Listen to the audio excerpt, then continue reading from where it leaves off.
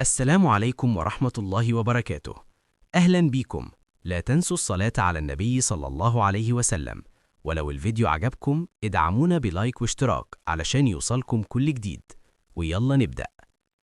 تصريحات مثيرة من محمد صلاح قبل مباراة باريس سان جيرمان.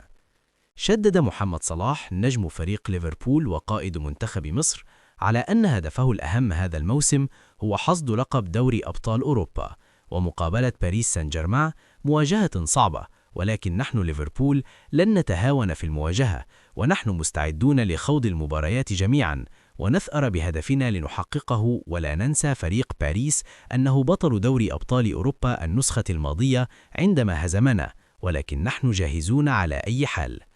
ويواجه فريق ليفربول يوم الثلاثاء 7 أبريل نظيره باريس سان جيرمان في مباراة قوية وصعبة ضمن ذهاب دور الثمانية من بطولة دوري أبطال أوروبا.